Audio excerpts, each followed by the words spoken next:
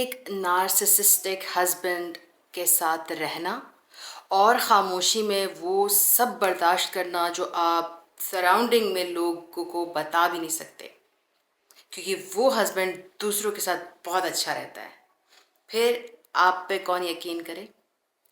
So living with a narcissistic husband, silent abuse, no one talks about it. आज हम बात करेंगे, ये है हमारा टॉपिक। मेरी बहन के कहने पर ये व्लॉग बन रहा है, तो बी रेडी। इस व्लॉग में बहुत ऐसे आदमियों का जिक्र होने वाला है जिसकी वजह से मैं बैकफायर भी होने वाली हूँ।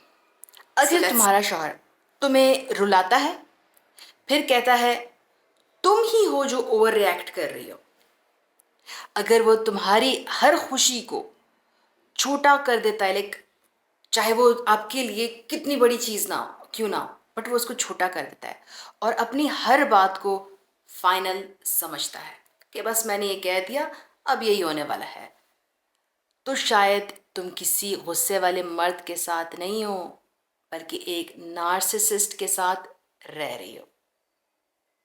और सबसे डेंजरस बात, खतरनाक बात, ये लोग कभी खुद को गलत नहीं समझते।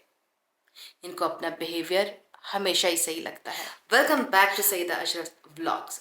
आज के व्लॉग में जो हम सीखेंगे उसके लिए आप अपने चाय का कप, पानी का कप, कॉफ़ी का कप ले लें, एक नोटबुक ले लें जिसमें आप ये सारे पॉइंट नोट कर सकें।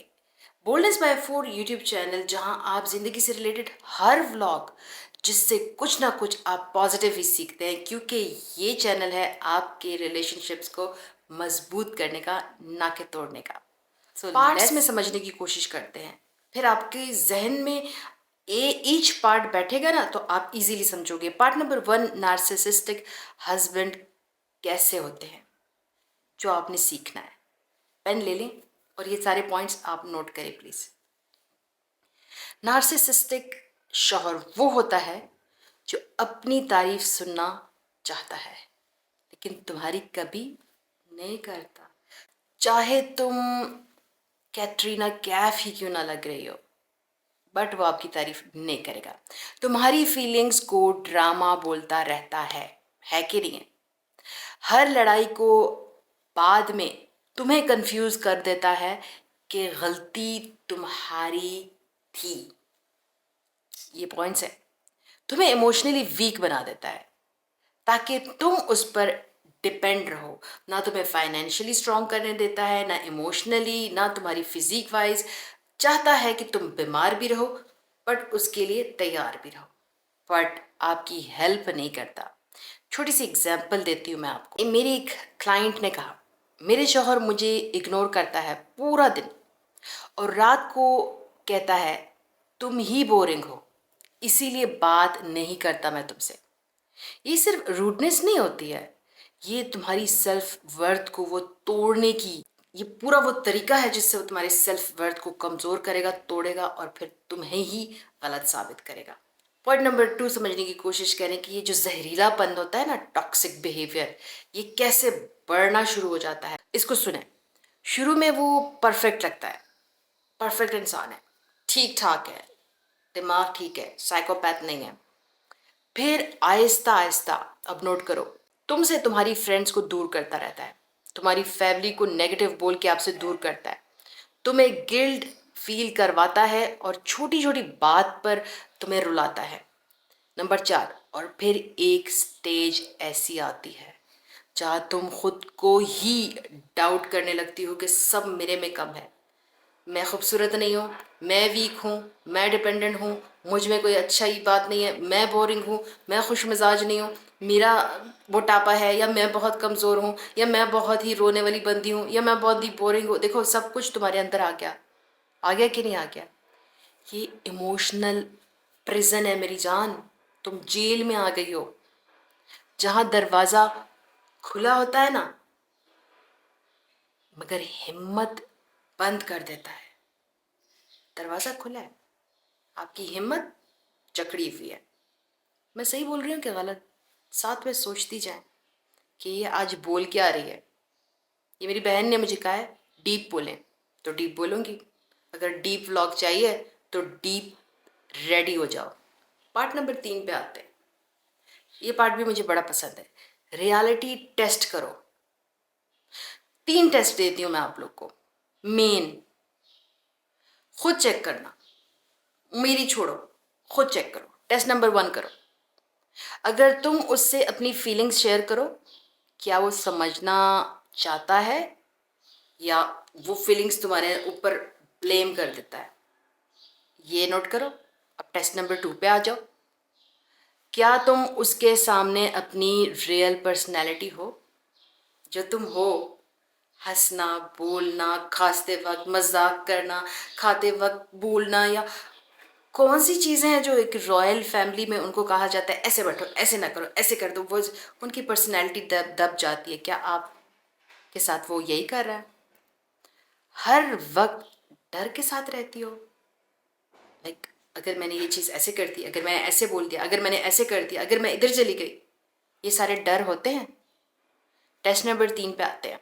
क्या वो कभी जेन्युइनली सॉरी बोलता है या सिर्फ सिचुएशन कंट्रोल करने के लिए फेक अपॉलजी देता है, जिससे तुम्हें पता चल जाता है कि ये तो अभी बोल दिया, ना मेरा दिल रखने के लिए, ना मुझे दोबारा मनाने के लिए, बस ये जो सिचुएशन घर में है ना, ये ठीक हो जाए।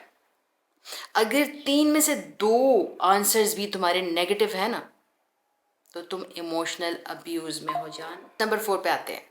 अगर छोड़ नहीं सकते तो क्या करो, बताओ। Part number 4। अगर तुम उसको छोड़ नहीं सकती हो तो करना क्या है? अब ये रियलिटी है, बहुत सी औरतें छोड़ नहीं सकती, फाइनेंशियली स्ट्रांग नहीं, बच्चे जो हैं वो हैं, बच्चे अभी जो है उनके लिए फाइनेंशियल या ऑफ कोर्स बाप का साया ज़रूरी होता है। बच्चे डरते नहीं है, थोड़े से बड़े हो जाए गलत कामों में लग जाते हैं, वापस अपने घर नहीं जा सकती, घर में कब्जे हो चुके हैं, भाभीयों ने अपने बच्चे उनके कमरों में डाल दिए हैं, माँ बाप जो है वो इतना अफोर्ड नहीं कर सकते, भाई उसका खर्चा उठाना नहीं चाहता। तो सुनो, सरवाइव नहीं, स्मार्टली डील करो। अब बता रही हूँ, इस व्लॉग का असल मकसद अब सीखो।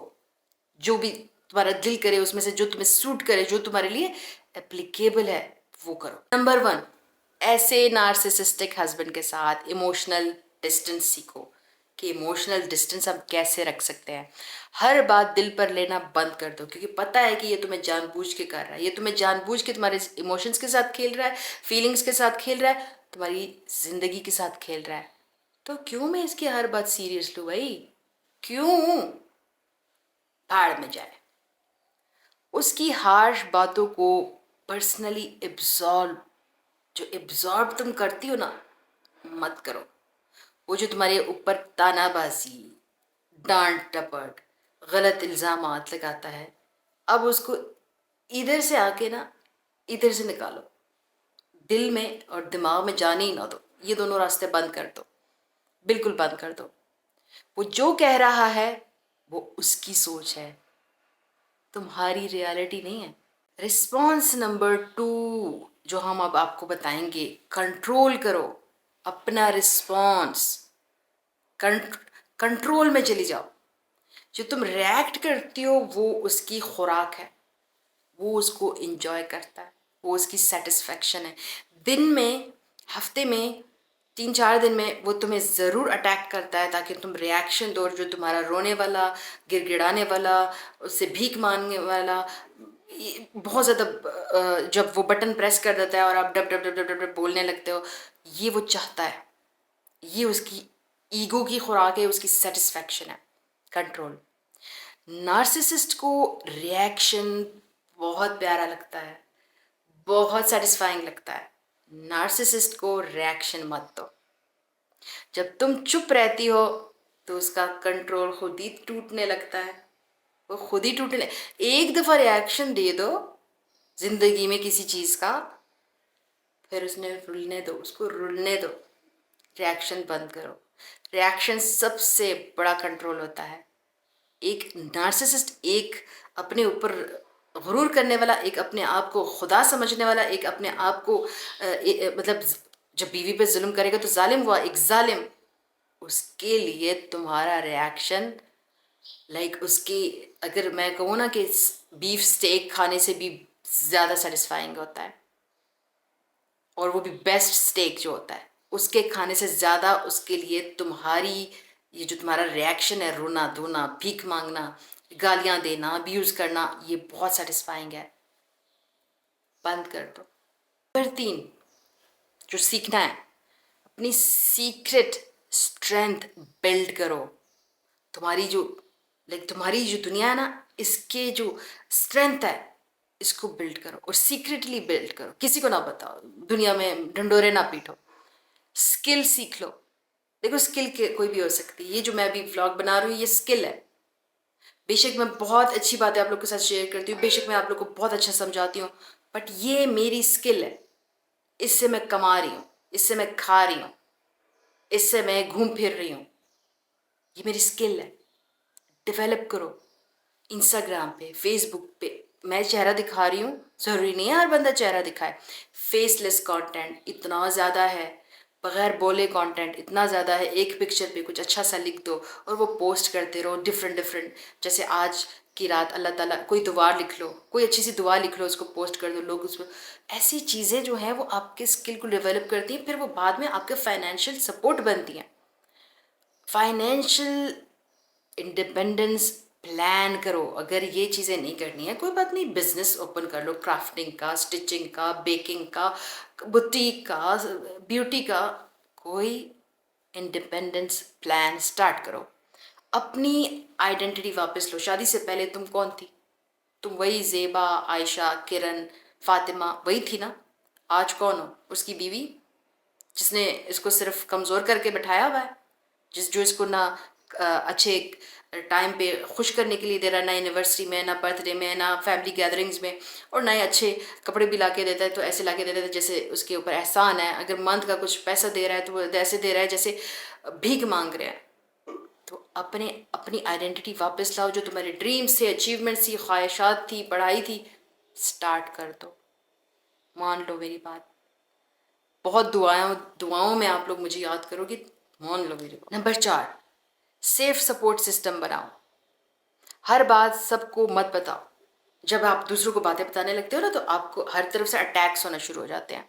मगर एक ट्रस्टेड इंसान ज़रूर रखो, अपनी फैमिली में हो, अपने दोस्तों में हो, कोई थेरेपिस्ट, कंसल्टेंट जैसे मैं, ऐसे एक सेफ बंदा रखो। बट हर एक को मत बताओ, वो बात घूम फिर के आती है तुम्हारे लिए प्रॉब्लम बन के, क्योंकि एक दूसरे को करता है तुम मत बताना, तुम मत बताना। वो यहाँ से पहुँचते पहुँचते एक बिस्किट से पहुँचते पहुँचते वो सोने का बिस्किट बन चुका होता है या वो जला हुआ कोयला बन चुका होता है।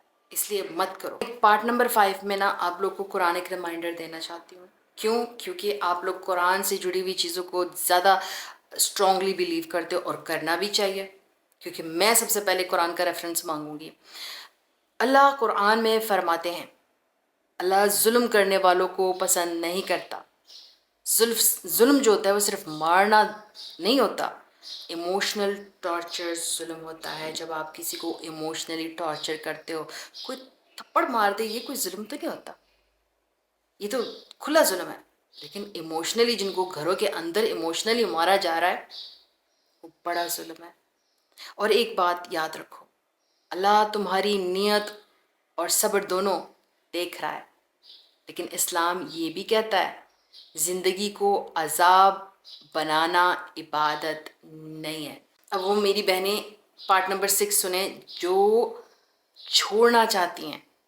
क्लियर प्लान सुनो मेरे से, प्लान सुनो मेरे से।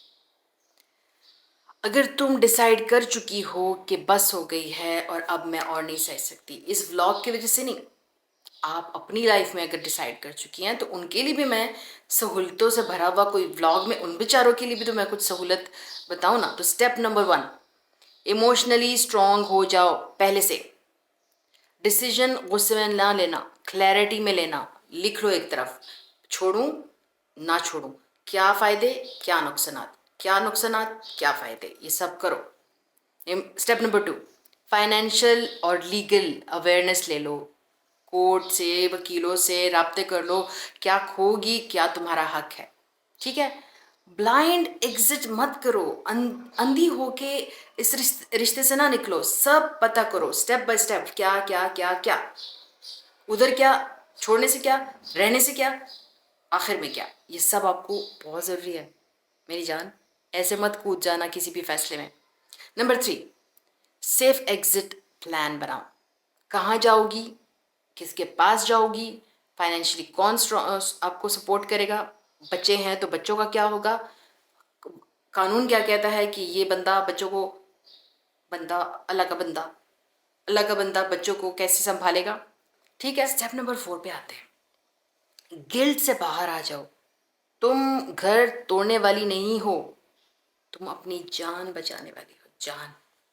तो अपने गिल्ड वाली दुनिया को क्लोज करो, खुदा का वास्ता है, तुम अपनी जान बचा रही हो, तुम्हारे ऊपर जुल्म हो रहा है, तो गिल्ड किस बात का।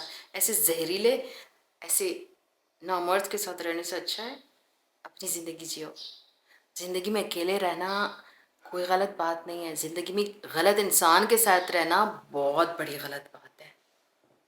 तुम लोग को पता नहीं है कि ऐसे इंसान के साथ तुम लोगों ने ज़िंदगी की कौन सी खुशियाँ देखना मिस कर दी हैं, कौन सी चीज़ें। ऐसे ज़िंदगी में बहुत सारी खूबसूरत जगह हैं, हालात हैं, खाना है, पीना है, खुशियाँ हैं, रहना है, देखना है, ट्रैवल करना है। इस निकम्मे, इस जाहिल, इस नार्सिसिस्ट की वजह से आप रह गई। कब्र तक जाओगी उसके साथ, तफा करो। अब आते हैं मेरी प्यारी सी पोइट्री। उसने कहा तुम मेरी हो, मगर मोहब्बत ये कहती है तुम खुद की भी तो हो जान मेरी, खुद की भी तो हो।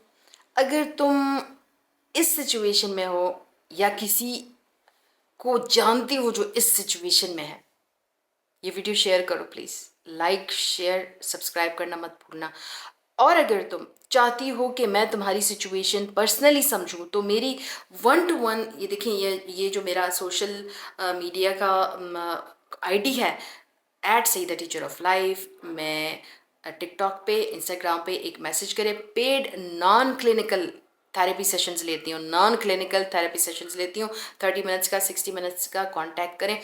वो बहनें जो कहती हैं कि हमारे पास इंस्टाग्राम अकाउंट नहीं है, तो देखिए, इंस्टाग्राम अकाउंट बनाने में सिर्फ 30 सेकेंड्स लगते हैं। एक अकाउंट बना लें, उसमें से मैसेज कर लें, जब हमारा राब्ता हो जाए उसके बाद अकाउंट डिलीट कर दें। तुम वीक नहीं हो, तुम बस थक चुकी हो, यू आर टायर्ड। समझो इस बात को। और थकावट का इलाज होता है बस चुप रहने का नहीं, खुद के लिए कुछ करने का, खुद को इस जलील ज़िंदगी से निकालने का। ठीक है।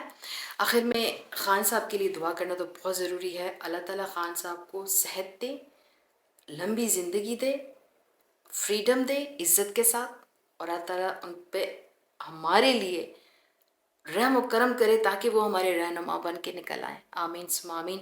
अल्लाह ताला मुसलमान ममालिक ईरान समेत सब में अल्लाह ताला अमन कायम करे, और अल्लाह ताला हमारे दुश्मन जो काफिर हैं उनको नीस्त नाबूद कर दे। आमीन सुम्मा आमीन। कमेंट सेक्शन में अपना अगले व्लॉग का टाइटल लिखना मत भूलिएगा। जिनका मुझे अच्छा लगता है कि इस पे व्लॉग बनना चाहिए, मैं वो पिक करती हूँ और उस पर व्लॉग बना देती हूँ, जैसे इस बहन का था। अपना ख्याल रखें। नार्सिसिस्ट, जालिम, कमीने, खुदगर्ज इंसान के साथ रहने से अकेले रहने में जन्नत है।